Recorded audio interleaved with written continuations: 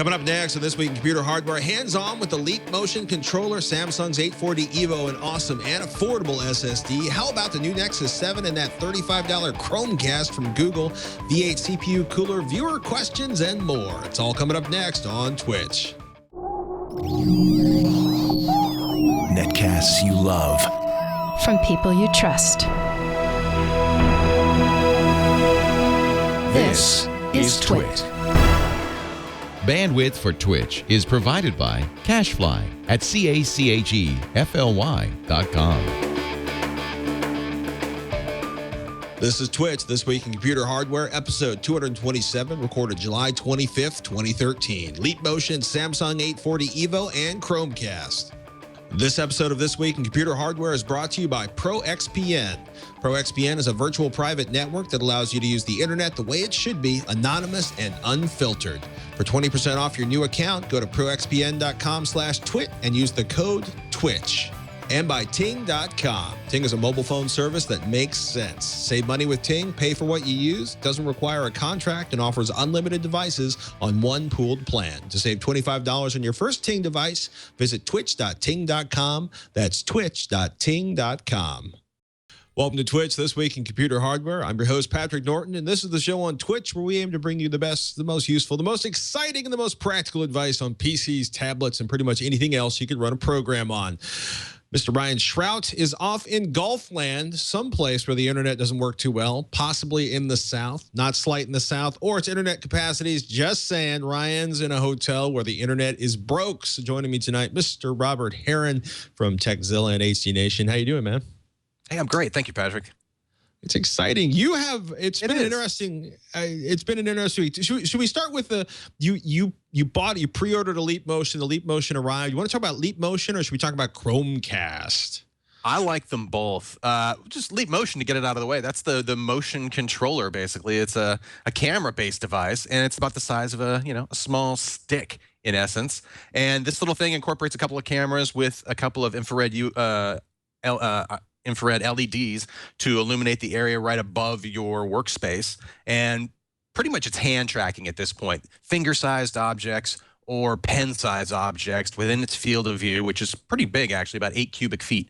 And as you manipulate your hand within that environment, it's able to do super precise tracking of the individual digits, or if you're using just your single finger, for anything, really. And that's where the software kind of kicks in. They just launched their new store for downloading apps, in addition to probably my favorite app right now, though, has to be just messing around with Google Earth and being able, the latest version of Google Earth, if you load it up with this device, there's native support for it built right in, where you can use your hand to literally do a Superman style fly through the universe of Google Earth, which is just spectacular, especially if you're able to do it on a pretty powerful PC that's keeping the graphics at high quality and streaming the data in on a nice internet connection too, because it's easy just to move around the globe and go in and out really quick. So you want the data to stream fairly quick. So it's a good looking experience as well. But for $80, I gotta say, and the quality of the software I'm seeing kicking up on their store, it's looking pretty good. And the thing is that the hardware is pretty fixed. There's really not a lot to do further with the hardware side of it.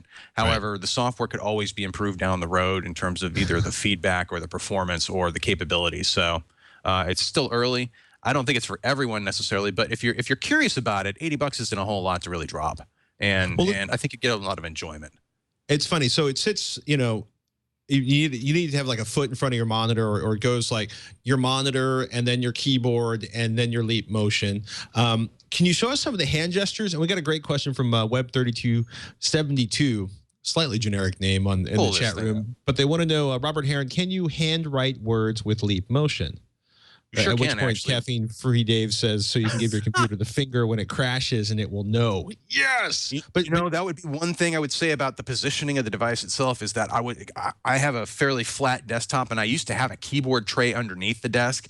I would like this device a little bit lower so I can have more room for the vertical and horizontal as far as moving my hand around, especially in the vertical. Being able to move your hand up a little higher, like at least a foot and a half away from it, it can track that accurately up that high. So that's one of the things. I almost want to put it down a little bit lower than the level of my desk, or set myself up a little bit higher when I'm using it. That way it gives me just a little bit easier to use in terms of being able to put my hand down close to it and get it up a couple of feet almost above it in order to fully. Maybe that's something that then they could help tweak within the software itself, is saying, you know what, I'm only going to use this within, say, a foot range, do all the scaling within that 1 foot area. That's something else I could see them tweaking in the future, because right now it seems like, especially for Google Earth, like if I want to zoom away from the planet, I've got to move my hand at least 1.5 feet away from it. And sometimes I'm putting my hand like right in front of my face, and it can get a little convoluted sometimes. So, and then likewise, you want to be careful not to get your hand too close to the device. If you cover it in a sense, one, you can put a smudge on it, which it will actually tell you if it's got a smudge or not on its view, or if anything's wrong with its view, it tries to help you. And it's like, hey, I think you put a big booger right on the top of the sensor. Could you please clean that off so I can see clearly? But that's just one thing to realize if you are going to use it at a desk environment, is that you might want to move your seat up a little higher, or if you have that keyboard tray, like I was saying, that might be the place to put it. It's interesting. So there's the Airspace store where you can find new apps. You said you can definitely like write your name on it or draw things. It's funny. It's multi-touch. You can use all of your fingers to manipulate things, right? Totally. And Okay. some of the demo apps that you go through in terms of the setup show you physically. I mean, it shows you how it's tracking your hand in terms of each finger, the orientation of your hand in terms of just how it rotates this way, forward and backward. Likewise, the same movements. I hate to go back to Google Earth again, but in that demo, tilting your hand forward like that gets you to fly forward, fly back, almost like a helicopter in a sense in terms of that kind of motion. That's the basic control setup. And then for games like cut the rope, in a sense, that's an easy one where you're pretty much using just a single finger, and swipe mechanisms, as well as one of the demo programs that they have available as well. It's actually that writing where by pushing your finger in, you'll see it glow in a sense when it makes contact with the paper. And then when you pull your finger back, it's taking it off the paper. But when it's pushed in, you can go ahead and do the writing, pull your finger back, and it then stops the writing process. And you can move your finger to a different spot on the virtual canvas, so to speak. And those demos work really well. And also the performance of the imager itself. They were claiming, I believe, about 290 frames a second that they're capturing. So that's fairly high speed in terms of grabbing imagery, and it translates into very low latency, I've noticed. So you'll notice also if you go on to on the store they have, is that a lot of the programs or many of the programs are actually music related in terms of timing and just precision. And it just shows that the capability of the device to do very precise tracking is there. And I'll be curious to see what other types of apps people come up for it. Also, there's plugins too for Windows 7 and 8. So if you want to get your desktop manipulation on, do that as well. So much more practical than a touchscreen monitor. It's funny. I think my favorite app so far, because I'm looking around airspace.leapmotion.com, which is the applications that work with Airspace with Leap Motion. The frog dissection, all the glory, none of the guts. Geometric photo effects, plugins for Autodesk Maya 2014, Corel's Painter Freestyle. It's an interesting collection of apps because there's music apps, there's seriously high-end creative apps. It's an interesting collection of apps across Windows and Apple and education and music. A lot of music apps, it actually seems to be. But yeah, it's going to be fun to watch this one evolve.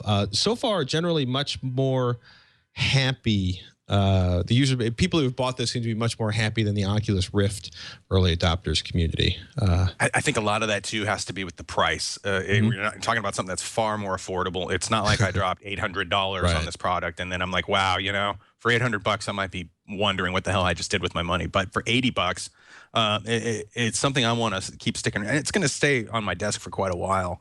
And it'll be interesting to see what further software developments come with it, especially in terms of being able to fine-tune the experience for individuals in their given space. That's something that the Xbox Kinect has sort of an ability to do at this point in terms of how it looks at the environment you're going to be using it in and tries to optimize itself for that. I'll be curious to see if they actually add anything like that to their own setup and use for that as well. But like I said, as those videos are pointing out, the performance is the latency on it in terms of when you make a motion and when it reacts on the screen is very close to what you're seeing right there. Very interesting. And like I said, probably my favorite thing though, I have to try the dual finger zoom there for that. But the Google Earth support is awesome. And I have to say that's one of my favorite things to do with it right now is just to really, really enjoy exploring with that program using that interface with the Leap Motion. And a lot Pretty less fantastic. expensive than buying a new flat panel if you want to interact with your operating system. Even less Yep, expensive than the than the Leap Motion is the Chromecast from Google, announced yesterday. The man, the myth, the redheaded legend himself, OMG Chad, actually has a full review. He's got one hands-on. We're putting our review up on TechZilla and out on YouTube on Monday. So the Chromecast, if you haven't seen, it's like a 3-inch dongle running the Chrome operating system. It's powered off of, basically, you need to plug a USB power supply into it. It's HDMI. It is one of the dongles we've seen. It is basically, I think, Google's response to the incredible lack of success they had with Google TV. It's pretty interesting. Originally, they were offering 3 free months of Netflix, even if you already were a Netflix subscriber. So you were getting like the $35 dongle plus or minus 3 months of Netflix equals $11. They've since basically filled in their limited number of pre-orders on Netflix. That's gone away. But it's a really interesting idea. Netflix, YouTube, Google Play, Chrome. Notice, obviously, no sign of iTunes or Amazon Prime.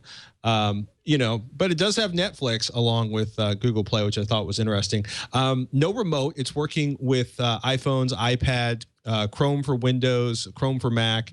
So the idea that basically you use your Android smartphone or your iOS smartphone to control it instead of actually paying for a remote control. And the best thing I saw was essentially, I guess the directions on the box were plug it in, switch input, set it up, and that's it. And I like that. Yeah. I like the idea of using it with my smartphone as well, just being able to control it that way. Now, is that going to be just the receiver itself? Do you think it has, basically, is it an Android computer in a sense, just being plugged into your TV, or is it something a little more pared down than that? What's the real difference between an Android computer and a Chrome computer? That's a good question. Yeah. My understanding, though, is that it is running Chrome. So, excuse me, it's in, here it is, HDMI, CEC compatible, 1080p output, 34 grams, 2.4 gigahertz, 802.11 BG&N, USB power adapters included. Supports, works with Android 2.3 and higher, iOS 6 and higher, Windows 7 and higher, Mac OS 10.7 and higher, the Chrome OS devices. My understanding is it's running the Chrome operating system, and of course, I can never find the page I want on Google's website. For all It's a intents and Wi-Fi purposes, device, though, so yeah, it's not supposed to replace like an Ouya as a gaming device, right. You know, with Chromecast, you can easily enjoy your favorite online entertainment, movies, TV shows, music, and more from Netflix, YouTube, Google Play, and Chrome. There's nothing basically. They're not making any mention at this point of any type of gaming capability, and the processor on it is not particularly. You know, it's not something I would look at and be thinking about for games. I remember the processor sounding a little modest, but. I thought it was interesting. It's, you know, anything that gets more people watching video online, I got a big thumbs up for. Totally, and it's just it's obvious integration too with the Chrome web browser as well, so that anything you're using on there likely will hopefully be able to stream quite easily to that device, and that'll just help bring. And at the price point too, $35, like somebody mentioned in the chat room, it is an impulse buy on that for a lot of folks. So, and getting a wireless connection from that content on your computer or your smart device to your TV, just I think it just further leverages the things you already own and helps you get a little bit more out of them as well. And that price point, though, I think it's just like, okay, that's worth trying, and hopefully it'll continue to mature into a really cool product. I can't wait to get one in my hands, actually. Neither can I. We should take a moment to mention the Samsung 840 EVO. There's a 500 gigabyte and a 1 terabyte. Alan Malventano over at PC Per did the write-up on that. And I'm going to use the man's words. It's an update to the 840 lineup. The new 840 EVO employs Samsung's MEX controller, where the 840 and 840 Pro used MDX and the 830 series used MCX. It is an interesting... Excuse me. It's an interesting device. Like Samsung 840 right now, Alan's kind of go-to for affordable SSDs. And he was actually flown out, I believe, to Korea to get hands-on and get the review on, or basically get the announcement on this one. And really the big deal, you start looking at it, is the idea is that the 840 EVO is doing some pretty serious sequential write speeds. They're claiming on the 120 gigabyte version, 410 megabytes per second, 520 on the 250 gigabyte, and 520 on the 500, 750 gigabyte, and 1 terabyte versions. But they're using all TLC flash on a smaller process. And they did that using something they're calling turbo write technology. So they basically put part of the TLC flash becomes a buffer, like 12 gigabytes of flash on the drive are being used as a buffer, what they call a, quote, simulated SLC. So first you write to the buffer, and then you transfer to the rest of the SSD in the background, which is kind of the whole point of a buffer, right? Benchmarks look good. The conclusion I thought was really interesting. Pros, outstanding performance, highly competitive cost per gigabyte. Cons, turbo write cache may get overloaded in some corner case heavy demand scenarios, i.e. writing gigantic file after gigantic file. The pricing looks really, really good. $110. We saw this slide last week, but you're looking at $110 for a 120 gigabyte version. $125 if you buy the full desktop kit, would be like an adapter and maybe transfer software. 1 terabyte for $650, 750 gigabytes for $529.99. And Alan says he really hopes these prices stick. You're looking at like a 5-year, excuse me, a 3-year warranty. The 840 Pro is the 5-year warranty. Quote, using some of the spare TLC area as an SLC write cache is a brilliant idea that was executed beautifully by Samsung. The turbo cache enabled the EVO to achieve long burst write speeds exceeding that of other TLC drives and even some MLC ones. While the cache space is limited, it is sufficient in size to cover most, if not all, consumer workload scenarios. That's really good, and they gave it an editor's choice. You know, it's interesting. Alan's really curious if the pricing holds because, quote, I have yet to see sub $1 per gigabyte pricing hold, unquote. But he basically says if that pricing sticks, if it hits the marketplace and stays at that pricing, this is going to be the best deal in terms of cost versus performance versus capacity for an SSD drive. So I like the idea of SSD drives getting less expensive. And I'll take that 500 gig unit for my next computer build. That'll be the primary boot drive. Or bigger, you know. I'll go with a bigger drive if possible. I mean, it's a big drop compared to what we were seeing, you know, this time last year. And I'm really curious if those prices hold and they start to drop towards the holiday shopping season. It's going to be time for everyone to get an SSD drive.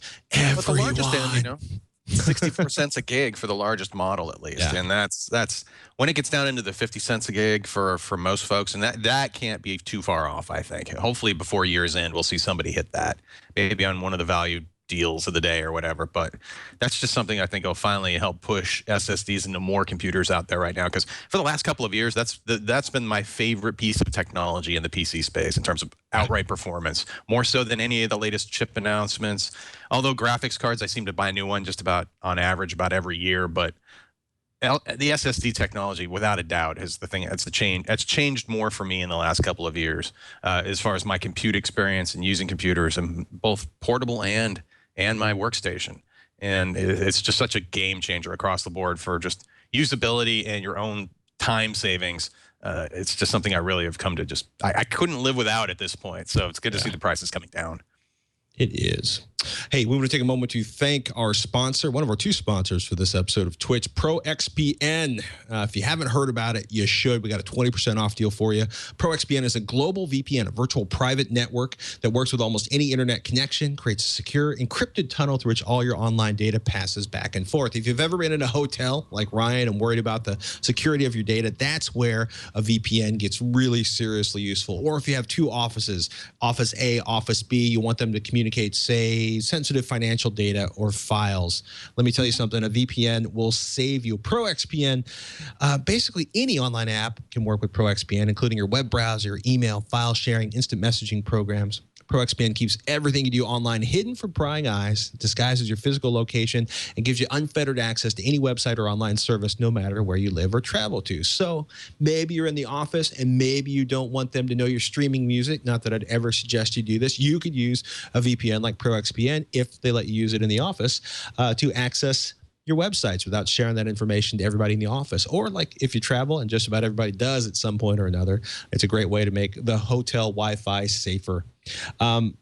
This is going to block ISP spying. It's going to block scary people on the hotel network. It's going to allow you to securely transfer data if you're worried about, if you're in a client's office or something. VPNs are really, really good. 512-bit encryption works via OpenVPN or PPTP, and you get to choose that. It's pretty cool. You can keep your personal internet usage private at work, and you can keep it safe on the road, and that's why I like VPNs. You can, if there's internet filtering where you're located, you can bypass that. You can bypass geographical restrictions for internet content and online video. They have servers in the US, the UK, Asia, and more. For example, if I wanted to watch something that wasn't available in the United States, like curling videos, I could do it. Or if you're overseas and want to watch a service that's only available in the US, you could use ProXPN to do that. Basically makes your internet connection region free, which could be helpful, say, if you want to be able to watch videos that aren't currently available in your region. Software for Windows and Mac allows you to select the programs and ports you want to anonymously, excuse me, speaking is hard.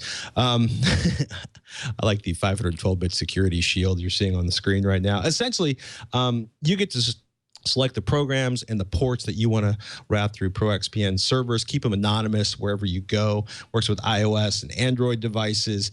Great customer support. Steve Gibson gave it a great review on Security Now, and we would like you to try it out and help support Twitch. Go to proxpn.com/twit for more information and to sign up. ProXPN premium accounts are normally $9.95 a month or $75 for the entire year. We've got a special offer. If you use the code TWICH, TWICH, you will receive 20% off for the lifetime of your account. That is a huge discount, 20% off. That means you would be paying less than $5 a month on the weekly, $5 a month on the yearly plan. And if you're not satisfied, you can cancel within 7 days for full refund. So go to proxpn.com/twit and sign up with the code TWICH. proxpn.com/twit. Twitch is the code. You get a 20% discount. And we want to thank ProXPN for their support of This Week in Computer Hardware. And I'll say it one more time, proxpn.com/twit, and use the code TWICH, TWICH, for a 20% discount. Thank you, ProXPN. Do you ever want all the eye candy, Mr. Robert Heron? Always. Well, always. At least the shiniest pixels. That's all I want. Did you see the Extreme Windows blog pushing the 12K PC gaming boundary at 1.5 billion pixels per second? That's needed depending on how many displays you're currently driving. There are a lot of people out there doing multi-display gaming where they're tiling the output across multiple displays for very high resolutions, even above 4K in some cases. Like that person right there. Yes. So when you're running. So I don't know if you saw it. So Sharp actually sampled 3 of the 32-inch 4K monitors to Microsoft's Extreme Windows. So if you like blog.microsoft.com, blog.windows.com/windows/b/extreme windows. Just look for a link in the show notes. But essentially, it's Sharp's PN K32-1 4K Ultra HD displays.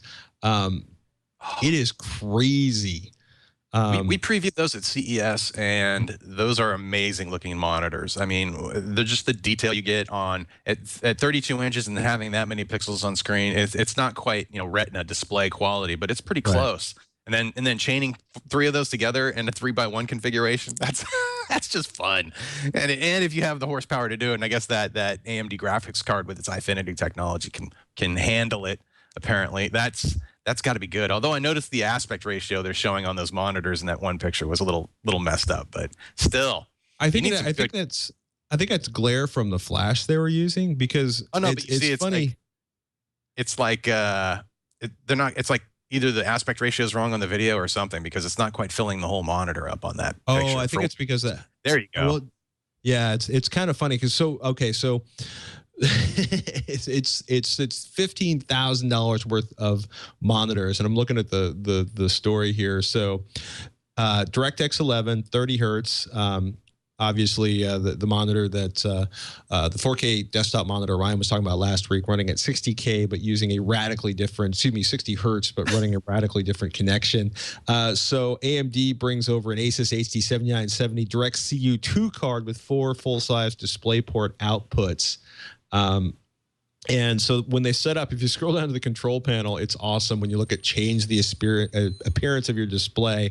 1150 11,520 by 2,160, duplicating desktop on 1 and 2.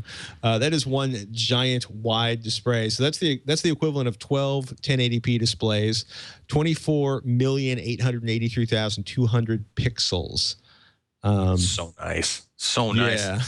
In order to get that high of density as far as pixel resolution goes on a monitor, that was incorporating one of the technologies that Sharp showed off as well at the show called EVO that allowed not only basically more light to be transmitted through, but the panel is actually more efficient electrically. And it had a number of benefits. Also looking forward to touch devices or touch screen devices as well down the road. But it required some extra engineering in order to be able to pull off that density to have it work even. And so hopefully we'll see more displays like that from other manufacturers as well. But Sharp's kind of got a cool piece of tech in their hands at the moment in terms of being able to create these super high density displays at small screen sizes, be it 32-inch in that case, but even down further into handheld sizes as well. We should be seeing some hopefully whatever the next gen bit of tablets and other handheld devices are, offering even higher resolutions than we're seeing today. Yeah, it's pretty crazy. It's funny the summary that PC Per wrote. It's where is it? If I had a brain, I'd be useful. Sorry. Oh, you've got a brain. 3 3840 by 2160 monitors to a 3x1 Infinity configuration at 60 hertz, 7 feet diagonally. This configuration, unlike the already supported 3-display 30 hertz and single display 60 hertz 4K models, required AMD to develop a customized driver. Those are good problems to have, though. Yeah, it's like, hey, we got crazy pixel count here. What are we going to do? We need a new driver. Well, get the driver guys working on that. So Scott Michaud wrote the executive summary up on PCPer.com. There's also a great picture there about basically needing, I think, 2 power supplies to power this giant collection of cards, this giant card in there. Quote, lastly, I need to call out drama as I see it. Power supplies. It is not hard to find a PSU which can support a 3 GPU system and no reason for it to be hanging outside the case. It might give off the bleeding edge appearance, but this is not arc welding. I was laughing. Basically, they made it look like they needed all the power in the planet because there was a power supply hanging outside of the case for the demo. So apparently this is, the usage scenario for 1,500 watt power supplies. And man, Dirt 2 is looking really good. I get excited. NVIDIA Shield begins shipping July 31st, $299 MSRP. Are you excited? Do you care? I was profoundly confused watching this at CES. For which thing? The NVIDIA Shield. I've got my phone. I'm not into portable handheld gaming ever since I gave up my 3D for good old, from Nintendo. So I could go for a new handheld gaming system if it has the proper support, and that's going to be a full Android unit, right, with the Tegra graphics system. And man, it's got all the right pieces. Tim Berry writes, integrated 5-inch 720 touchscreen display that hinges clamshell style from the back of the controller, Android Jelly Bean, and can play Android games as well as traditional PC games that are streamed from PCs with a qualifying NVIDIA graphics card. Yeah, it's like a Tegra 4 system on a chip, so you can play Android games or you can run games on your PC, basically stream the graphics to your device. It was supposed to ship in June, but there was an unspecified problem or a problem with a mechanical device that was from an unspecified manufacturer. Got pushed out to drop $50 off the price. So they're already down to $299 from the original price of $350. I'm kind of curious. I'm also kind of curious about the Shield Experience Centers, which will be at, quote, certain GameStop, Micro Center, and Canada computer shops in the U.S. and Canada. I don't hear a lot of excitement about this, and I thought there would at least be some. It's also Android game development as well. It doesn't seem focused on super high resolution games or games that require a lot of 3D eye candy. Maybe I'm wrong on a few titles, I'm sure, but most games I see are almost like Flash-based games in terms of the look of them. Now, I'm sure there are a few out there that go beyond that, but we need to see more games that actually require heavy-duty hardware, and then the developers taking advantage of that. if that's the case, then man, something like that would be quite popular, especially if I could leverage the purchases I've already made within my current Android wallet, as far as, hey, you've got all these other titles here, and here's a more powerful gaming experience you can have on something that's pretty affordable, at least cheaper than most cell phones out there, and most new smartphones nowadays. So that would be one thing it encourages me to at least try it out. I like Web 4075 in the chat room. The new Nexus 7 will trump it. Cold, but probably true. New Nexus 7 shipping July 30th, $229 for the 16 gigabyte version, $269 for the 32 gigabyte Wi-Fi. These are basically the Wi-Fi versions. Start at $229, top out at $269 for the 32 gigabyte version. This is not particularly surprising. The Nexus 7 has been sold out for weeks. Most of the other major Android vendors like Barnes & Noble and Amazon have started dropping, if not outright dumping, their tablet stocks. A 1900 by 1200 panel, that's a honking jump over the 1280 by 800 display off of the Nexus 7 that came out last year. 1.5 gigahertz Qualcomm Snapdragon S4 Pro 8064 processor. But wait, because not only do you get 4 cores of glory. Wait, is it quad core?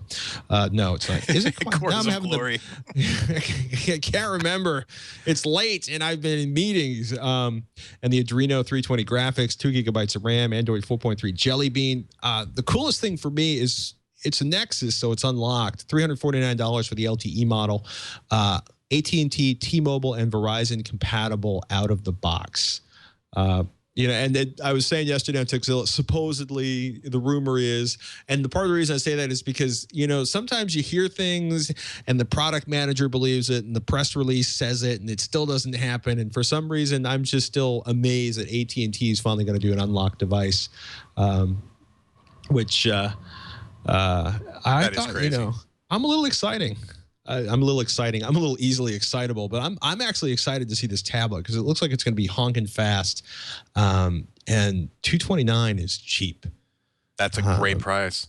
See, too, when you're talking about the Shield versus, what else? And I keep thinking, too, what will be my next smartphone device? And it's like, well, am I gonna double up on my hardware and have 2 devices to carry around, or am I gonna be really focused on whatever my next smartphone will be, and ensuring it has probably twice the effective compute power as my current smartphone. So those kind of leaps too we're right in the middle of all of that. So it's the other kind of like makes me stop and go, in terms of do I really want another portable handheld unit, at least one specific to gaming only, for myself.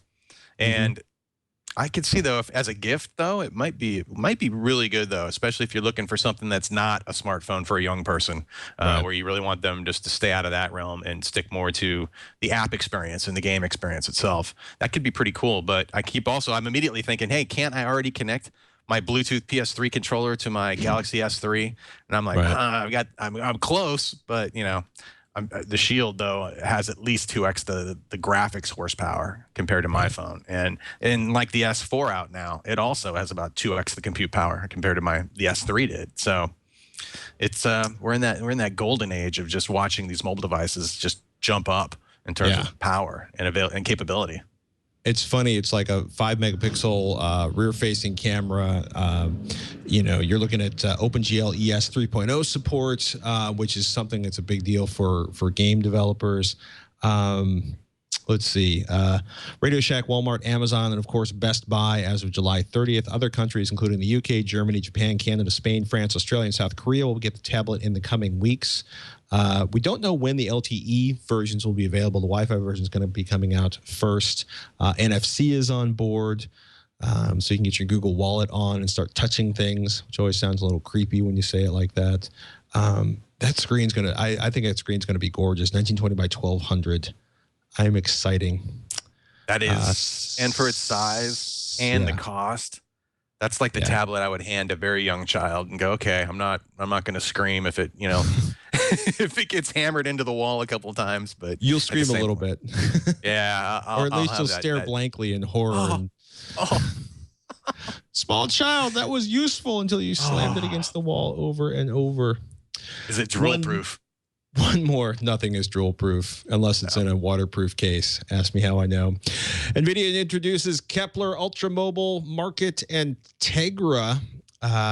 Josh wrote this up at PCPer.com, and I'm going to read straight from his summary. What Kepler really brings to the table is a part that is fully compliant with all the latest industry standards, not just OpenGL ES 3.0, but OpenGL 4.4, CUDA 5.0 compliant, which is a massive jump from the non-compliancy of previous Tegra parts. It's also DX11 compliant, which is more than not a boon for Microsoft and their Windows RT platform, as much as Windows RT exists after the depressing sales of RT tablets in the last quarter. As such, it fully implements a strong tessellation engine. From my understanding, the latest generation computing units do not support this feature. This is a big deal. You know, for you know, the kind of subtitle that Josh put on this, or Scott, I'm not sure who put it on there, but thank you. NVIDIA finally gets serious with Tegra. You know, Tegra 1 was in a Zune. Tegra 2 shipped late and nearly killed off a couple of products in the process. Tegra 3 ended up in the Surface, which, quote, has turned out to be a far more bitter experience than expected. In case you missed Twitch last week, we talked about basically the death of Windows RT as Microsoft wrote off $900 million in inventory. I've heard something like 90% of the Windows RT tablets just never were sold, which is pretty brutal. But basically what NVIDIA is doing is finally bringing their superior graphics expertise into an ARM part. And if it ships in a timely fashion and it delivers, you know, 192 CUDA cores in that little tiny package, that could be really serious for mobile gaming and mobile fun.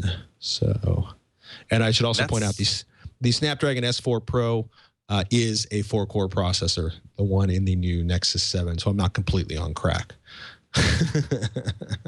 Not at all. Not at all. That is an interesting looking part, I have to say. It's one of the just the power that's available now for mobile units, and to be able to pair that with something like ARM processing, which, if anything, ARM really does need a good graphics part to go with it. It doesn't matter which chip you're talking about as far as the design goes there. It's having that horsepower is just is the kick in the pants it really needed.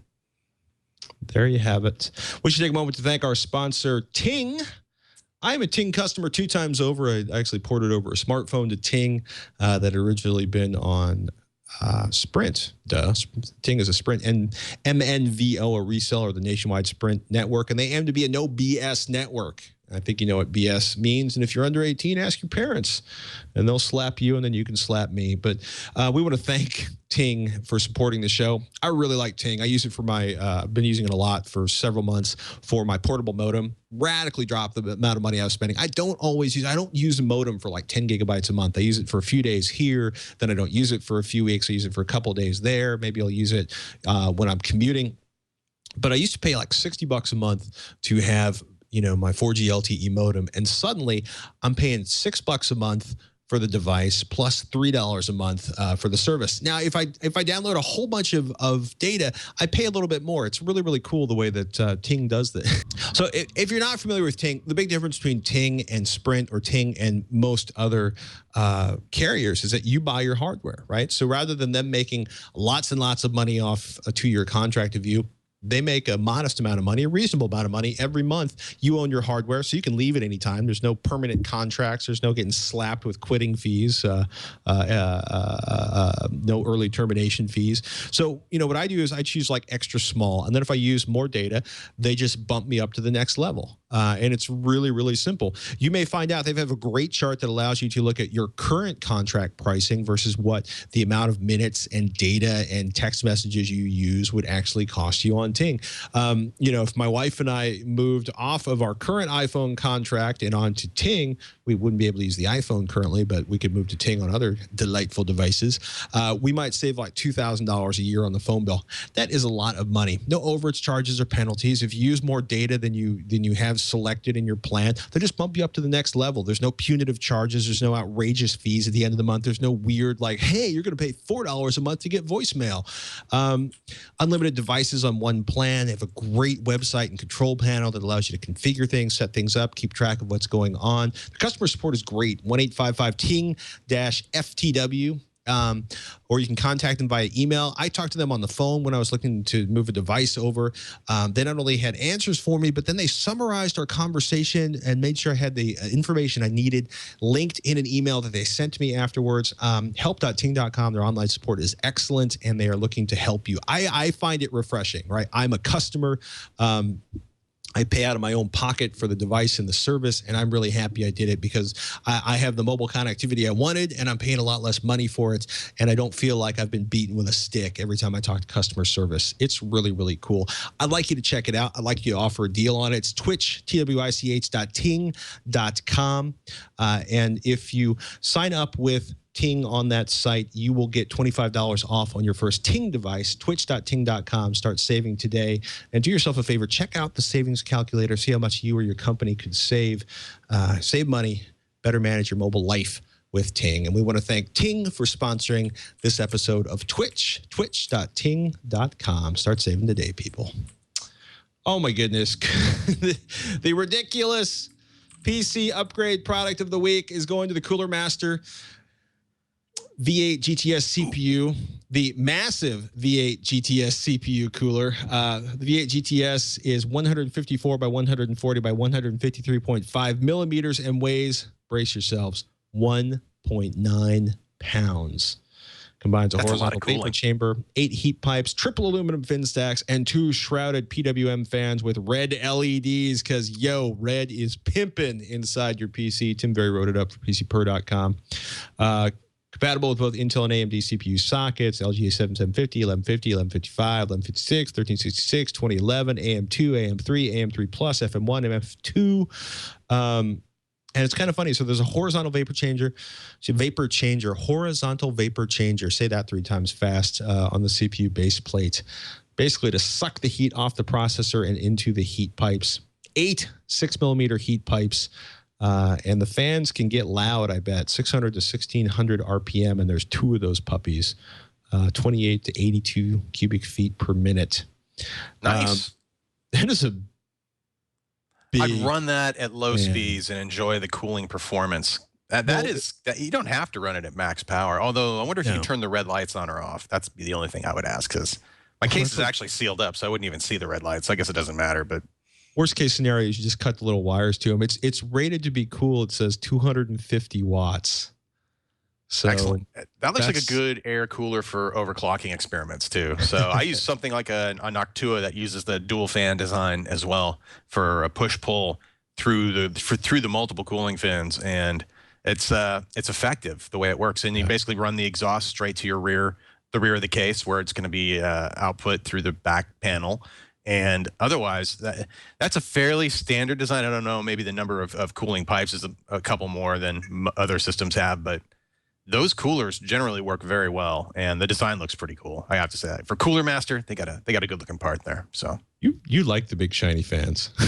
I just like good coolers that I can run slow so I can not hear them when things get hot, and also if you can keep if it's got a decent design where it's just not a dust magnet either, where it's collecting a bunch of crud inside. But that's, I think, more related to how well your case is filtering air that's coming in than it is for the cooler itself. But what would they say the price is on that thing? That was one thing I missed. I didn't even see a price. That's a really good question. They generally don't make stuff that's too crazy expensive, so I'm going to think Cooler Master. Give me affordability.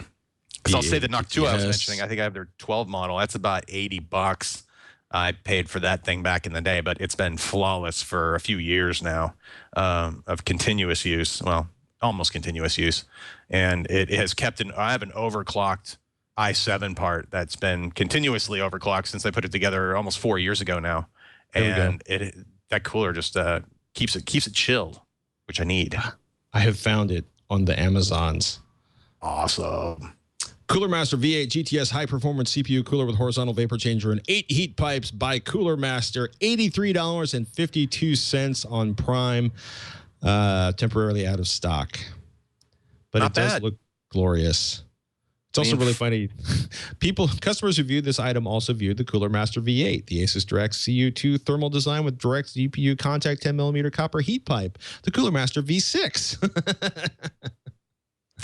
How much do you need? I'll be curious to see some reviews that put it side by side against some of the better coolers out there too, Well, especially in what's that been price amazing, category. I mean, we were talking about this on Techzilla like last week, that you start looking at the cooler roundups and there's like $25, $35 coolers that are doing as good a job, within a couple of degrees, even overclocking, of coolers that cost twice as much. So yeah, Tweaktown has reviews of them. Hardware Secrets, Hardware I will say the Canucks. only failure I've had on a cooler in memory was one of the less expensive coolers that the fan just simply stopped running one day. Right. And of course, you get the warning immediately. The motherboard starts squealing if it's set up properly.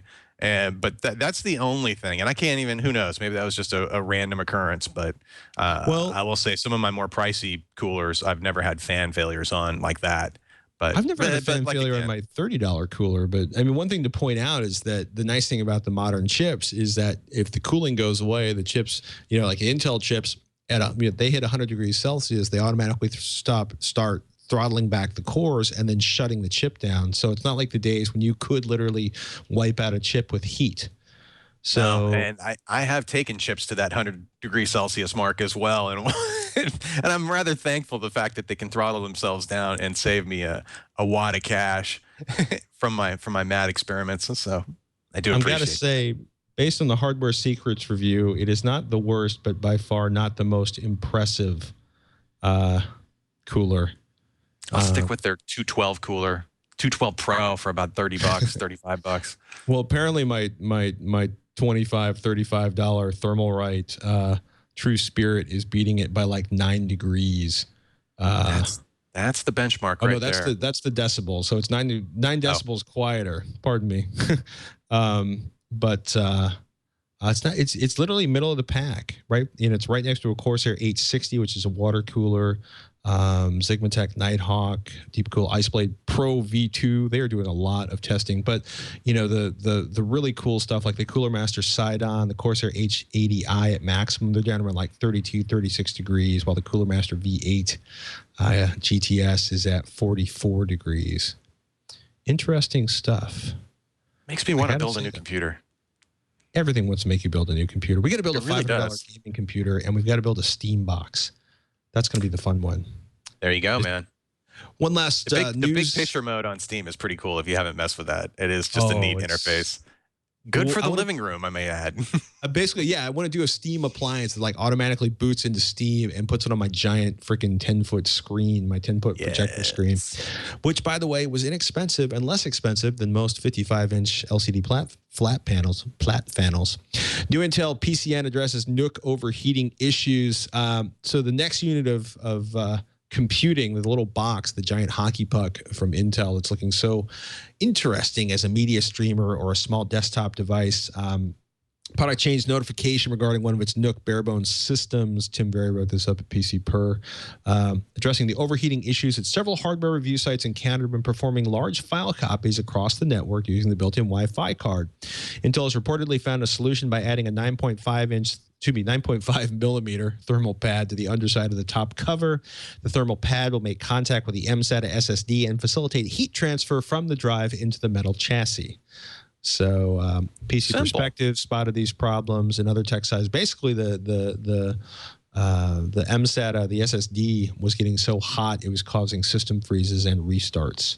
So yeah, it's interesting. The Wi-Fi card would overheat, and that would heat up the PCI, and then all heck would break loose. PCN says the solution works, and system retailers should expect shipments of the upgraded cover or boxes with the upgraded cover to arrive as early as August 1st. And Intel is planning to ship out all of its pre-modification inventory before moving on to shipping updated barebones systems.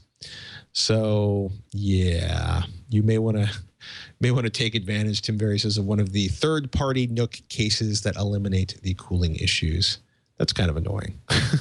It doesn't sound like a difficult fix though. So if you are doing a lot of transfers using the Wi-Fi chip built into that part, at least you should be aware of that, and then to know that there is a fix out there. And I guess so. I guess a third-party case would just simply fix it, but it seems a little extreme.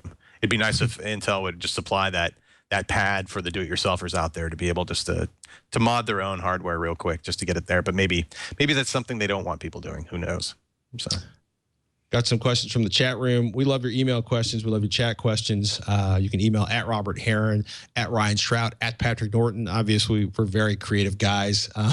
Or email Twitch, TWICH at twit.tv. Fushigi, so it's 2 terabyte SSDs by 2014. I wouldn't be surprised. The SSDs are scaling much faster than I expected them to. 1 terabyte, kind of almost getting common. So I wouldn't be surprised if by the end of 2014, 2 terabyte SSDs were common, if not particularly affordable. But yeah, that would be freaking awesome. I would guess that time frame too, maybe 40 or 50 cents gigabyte or terabyte for that. Terabyte, gigabyte? I'm not holding my breath on it getting that cheap, but at this point, if Alan's saying that he's hoping and praying that like 64 cents per gigabyte is going to hold on SSDs right now, I'd say a year out down to 42. That would be aggressive, but I've been wrong before, and I will be wrong again.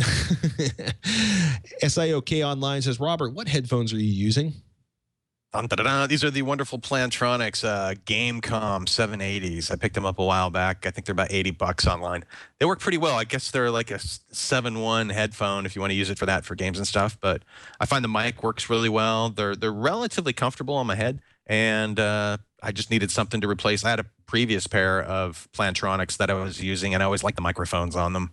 So I went with something a little more beefy this time around, and they're pretty good. Great cord, I must admit. USB based, of course, like most of your stuff, but the cording on this particular set of headphones seems really well implemented in terms of how it connects to the headphones and its durability. So I picture I'll have these for years to come, but and they're pretty comfortable, I have to admit, as far as, you know, what they look like on there. And the switches on the back too for turning the microphone on off, as well as enabling or disabling the surround sound mode that's built into these as well. I think it is actually a full 7.1 headset. I haven't actually experimented with that, doing any listening tests regarding, you know, outside of gaming, of course. Right.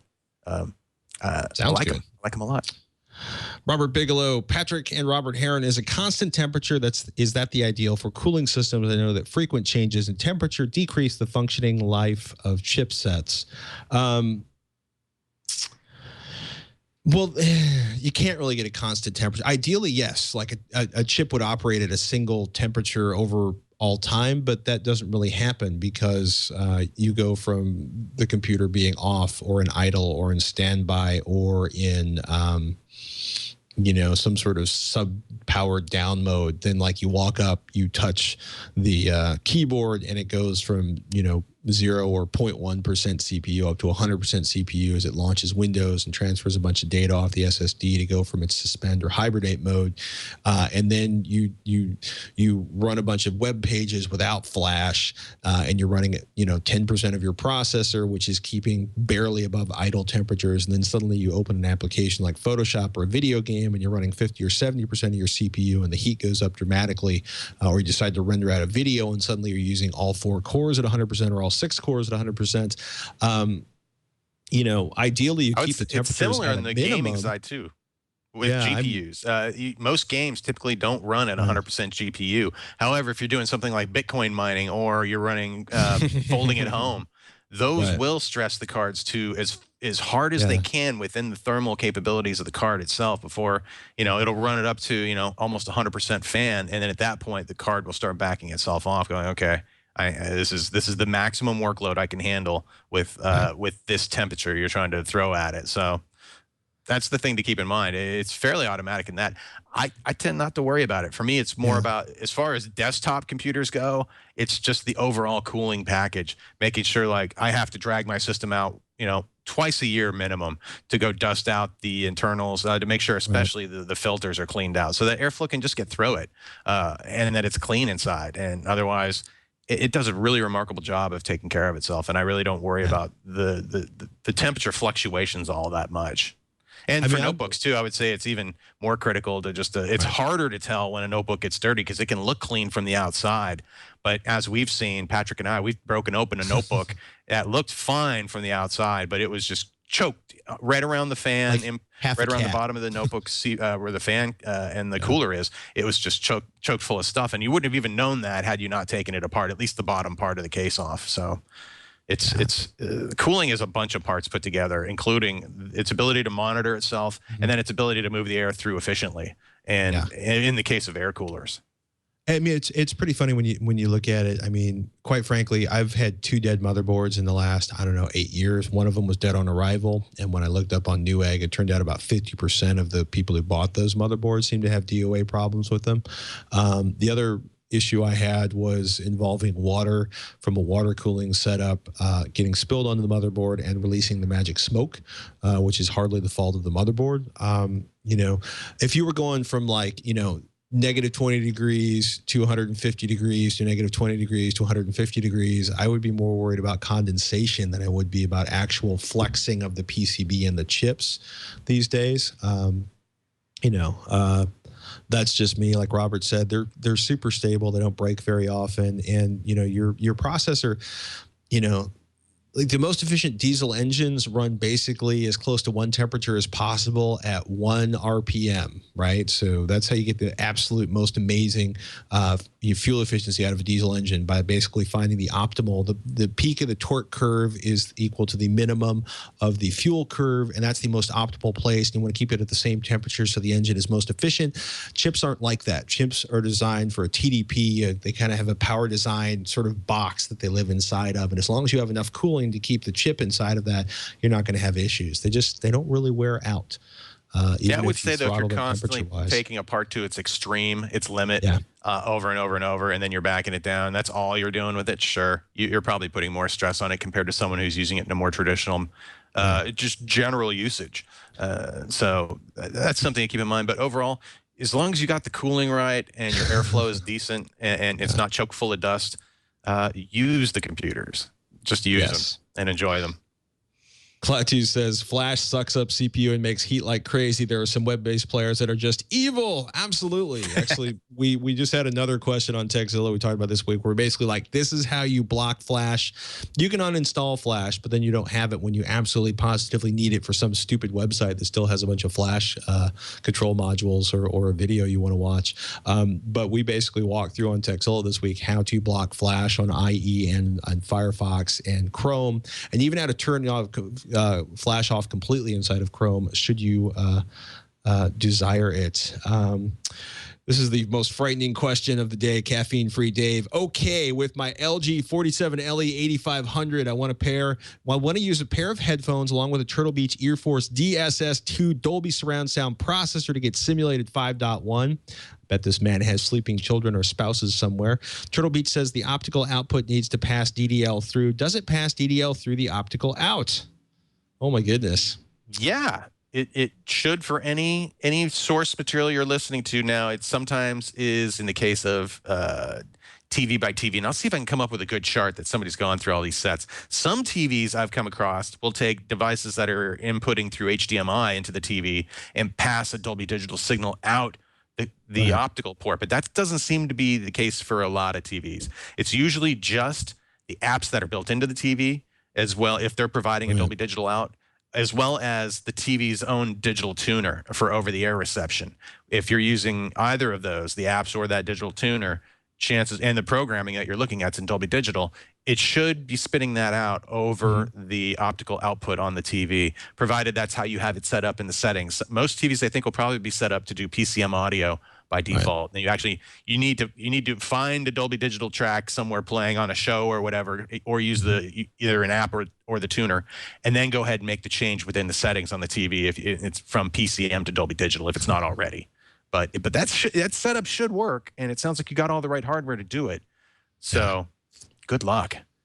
Surround sound without destroying the children or the spouse's happiness. This is a good thing. You know, I like seeing at 2 in the morning. Bluetooth built into TVs for this reason too, because I know a lot of people have Bluetooth headsets or a Bluetooth pair of headphones, and even though it's not the most ideal way to listen to things, it sure is convenient, and it's really easy to set up or to pair your Bluetooth device with a TV or whatever else that supports Bluetooth. So that's one thing I like to see in newer TVs too, but not every TV has Bluetooth built in, and so Not yet. I like now I just need to have, the Roku 3 needs to add Dolby surround sound over headphones. Dolby headphone to the remote control. That would be crazy.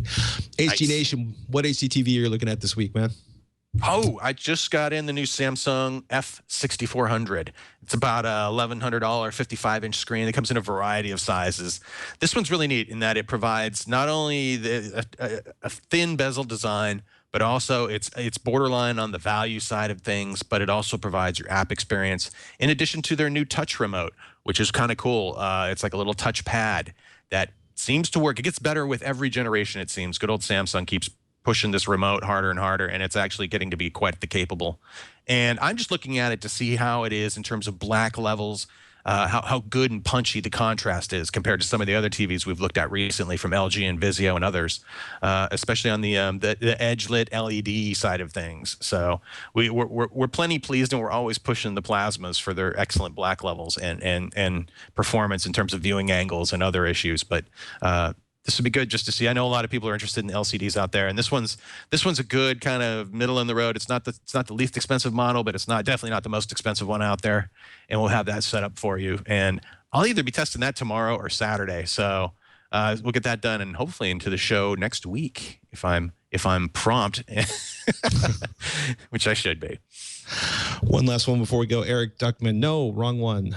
I will say quickly. Also, I am like on the verge of pushing buy on those Energy 5.1 speakers, just to get a set, because I have to get a set of speakers just ordered so I can use it for testing some AVR stuff. So if I do that, then I'm definitely going to buy the AVR. So I got to do one will trigger the other. So just get them both, man.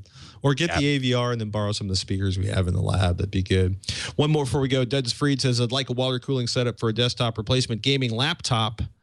So would I. But it's not going to happen without making it yourself, probably carving a hole through the keyboard or removing the keyboard and then using an external keyboard, which kind of takes it from a desktop replacement gaming laptop to a desktop in a weird configuration you can't put a full-size graphics card into. I've had more heating and cooling issues with notebooks than any other platform. Especially when it comes to graphic chips. Like when I tried, I've got a decent graphics chip in my current notebook, but when I try to do certain gaming, man, that thing just wants to cook off, and that's definitely the hottest. The most I can cook my notebook is just full on 3D gaming on it, and it's tough. And I don't know, I've never seen a water mod. Well, I'm sure there's one out there, but I'm not looking for that. Again, make sure your cooling is dust free. If you've had your notebook a while and you've never taken it apart, it might be worth just cracking open the bottom case to see if there's a giant dust bunny in there. One last Knox looking to run his operating system off a USB 2.0 drive. It's like, will a USB SSD be fast enough? No, it's not the drive, and it's not the drive being SSD or standard one. It's the little tiny USB. Look, somewhere you don't have a lot of bandwidth on a USB 2.0 connection. USB 3.0, you might be able to do it. eSATA, definitely. Thunderbolt, I'd be thinking about it. But unless you are doing a live disk, like a Linux installation where it loads everything into main system memory and then ignores its storage, you are not going to have a lot of fun trying to run your operating system, your computer, off of a USB 2.0 connection or through a USB 2.0 connection. And Web0139 says, what do you guys think of this bad boy? The Asus 15.6-inch touchscreen laptop, 6 gigabytes of memory, 750 gigabyte hard drive in black for $750. Looks lovely. I was looking at a 13-inch Asus not too long ago, and basically their touchscreen version that had 1080p at 13 inches. And I was this close to buying that thing, but Patrick told me just to wait because of Haswell and a few other chips had advancements. So I took Patrick's advice, but I got to say, I would not buy any non-Haswell laptop right now. Some of them are cheap, but Haswell is just unbelievably amazing. And if you have a notebook made in the last 3 years and you haven't put an SSD in it yet, and if it doesn't already have one, that's the upgrade to go do, because that will just make it feel like a brand new computer. Granted, you'll have to figure out, do an OS reinstall, make yourself happy, and that alone will help clean up any notebook. But not everyone is comfortable doing those types of reinstallations. Notebooks are definitely trickier than desktops. So, but still, it is the single finest upgrade you can do to your notebook. And I highly recommend jamming an SSD drive in there or swapping out the old drive for the new drive. It's really like an amazing upgrade. By the way, the Asus 15.6-inch touchscreen, the i5 4200U quote is based on the Haswell architecture, manufactured in 22 nanometers, says notebookcheck.net. So $750 for Haswell. That should be awesome. I'm a little concerned that page off of Best Buy says it's a 2-cell polymer battery. So I want to make sure that's either a typo or there are really, really big cells on that. Because 2-cell sounds a little low. And maybe that's a typo on that one. Where is the battery type polymer? Reader. I'll give you an extra $20 if you take it off. Wireless N, 3 USB 3.0 ports. Nice. Less than 5 pounds. Battery life not available. Uh-oh. Now I want to search out the battery life on this. Just ignore that part. Just ignore that part. Battery life is completely overrated. See, I was going for the 3-pound notebook. I need a 3-pound notebook with that 13. Usually it's going to be a 13.3-inch screen roughly, and then the 1080p resolution. That's what I really, really need. And then but that would almost double the price compared to that particular notebook. A little bit bigger, suddenly the price drops, or it becomes way more affordable, I find. That was that $750 or $550 for that notebook? $750. Yeah, that's a good price for the hardware that it has. An i5 and a notebook too. I have to jump in really quick. Quite a while. So it also says software, Adobe Reader, and more. we just ignore. We normally, you're going to get the laptop home and you're going to wipe it out and reinstall Windows, right?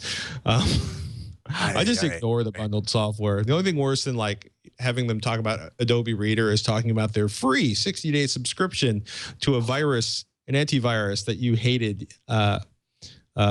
It's the antivirus just drives me nuts.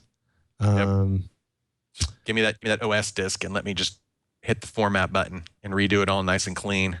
But then you got to figure out what drivers you need specifically, and that's the trick.